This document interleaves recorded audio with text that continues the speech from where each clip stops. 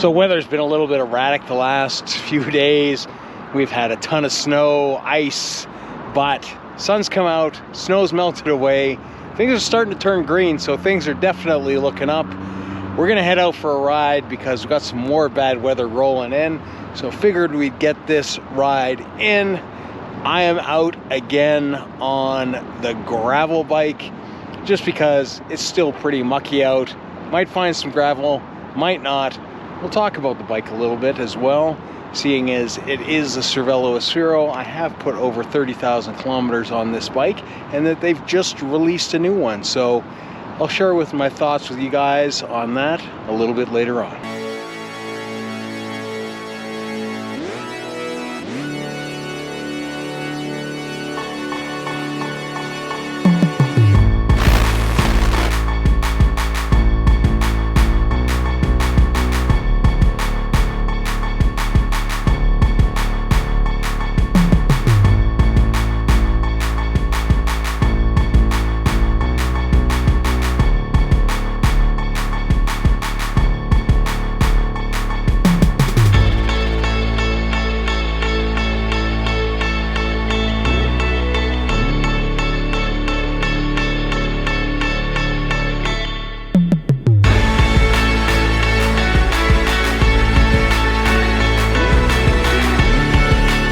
So absolutely gorgeous day for a ride. As I mentioned, I'm out on the Cervelo.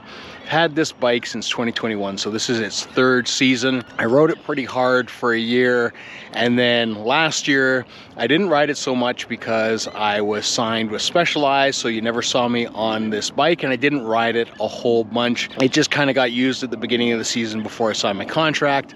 Now that I'm out of contract, I'm back on this bike, I'm back on gravel on it, having a great time. As I mentioned, over 30,000 kilometers. So Cervelo has released a new Aspero this year. They've made some changes. First off, I want to say, if you're looking at getting an Aspero, it is a bike well worth getting. I have had a ton of fun on this bike. The kilometers should tell you that, and this model in particular, I have only done a couple things. I've had to change tires, I've had to change chains, just regular maintenance stuff, cables. I've done the headset once, but other than that, that's it. It's still the original bottom bracket. Those are the original wheels, although I do flip back and forth. I do use the Zip 303s on there as well. I have some road tires on that, so depending on what I'm going to do, they're a bit larger. They're 32s.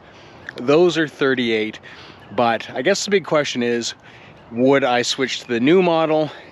Until I ruin this one, no. But there are some new features with the new one that will be nice for people that are looking to get into the bike, and I would say don't hesitate to get the bike because it has been a lot of fun and it's amazing to ride.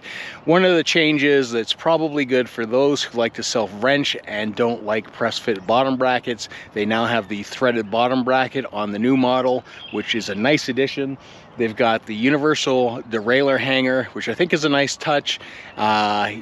It's a threaded kind of derailleur hanger that's on here, so it can be a little hard to find. I know that when I had this during COVID, that sourcing them out was a little bit difficult, so having a universal derailleur hanger will be a nice touch. The additional tire clearance, I don't think a huge deal for me. I run 38. Some people like to go much bigger. There is, even though on this model I think they say 38 is the max, there is room. I'll show you that right now. So you can see there is a good amount of clearance in there. So what I would say is, if you're looking to get this bike, it is absolutely worth it. Would I get the new model? Obviously, if you're buying a new bike, maybe getting a new model is a great thing, but I will say that I have seen a lot of good deals on the older spec Aspero, and it is a fully capable bike. You can probably save yourself a good chunk of money that you can buy other equipment and gear with if you're just getting into things. So it may be a consideration. Just be aware that if you're not comfortable with dealing with press fit bottom brackets, that maybe that's a reason to go across. Again, sourcing things like the UDH derailleur hanger, nice touch, but overall it's going to be a fantastic bike. They're super fun to ride. They are fast. They are as capable as a lot of road bikes. The position is a lot more slack. It is a lot like the Caledonia for sort of riding position.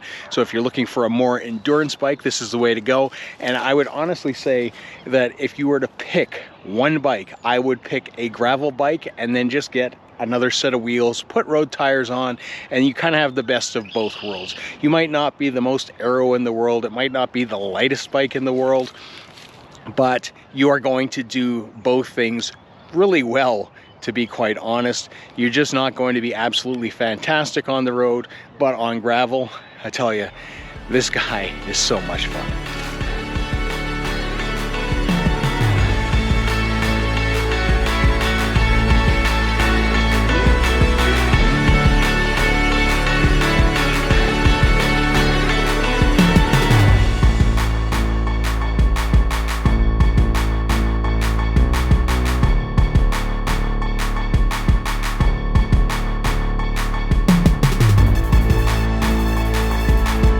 Hey, this is JD from the future. Just jumping on to let you know that the Rode audio didn't work again. Again, having issues. Hopefully in future vlogs it will be resolved. That's just the way it kind of rolls. We're going to share some footage with the audio off the X4. It isn't the best, but it's not the worst either. In this case, the wind wasn't absolutely terrible. So we're just going to jump back into it. Cervelo has been an amazing bike, fun bike to ride. You may have seen Coach Steve is on one as well. They've just been great. And there is absolutely no hesitation to recommend this bike to anyone. Again, whichever model that you were to choose, whether it be the old model or the new model, I think it's going to be a winner.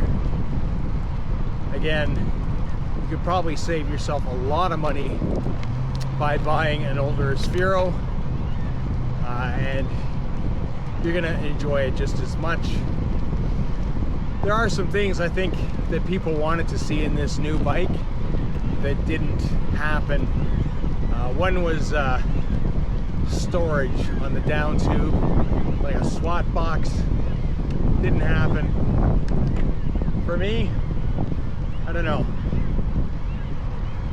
I just run the top tube bag. It's good enough for me. It would be nice to have a SWAT. Sure, put things in there, forget about them. You need them, pull them out. It's fine. It's just kind of an adaptation to a bike that works well versus kind of a total redesign and relaunch. The cable routing goes in through the headset now and through the bike versus this one that goes actually around and through the down tube. So you will get some aerodynamic gains from that in itself, but again, it's not all the end all or be all of this bike kind of thing. For those of you who watch the live stream know that I wear glasses.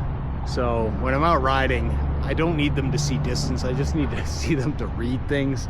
So ultimately, I ride without them. So when it comes to fiddling around with cameras and microphones and all sorts of stuff, it doesn't always work out well because the screens are so tiny, and I just want a nice big red light to show me that it's going. Like, can I just get a red light on this thing? Like, I don't even think I got a red light on this thing. It's like, or it is, and it doesn't show bright. Like, and that'll be my complaint about this, is that it just doesn't show as well.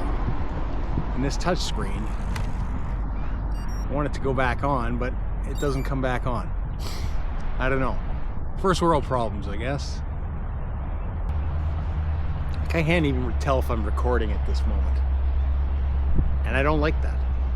It just doesn't, it's not good.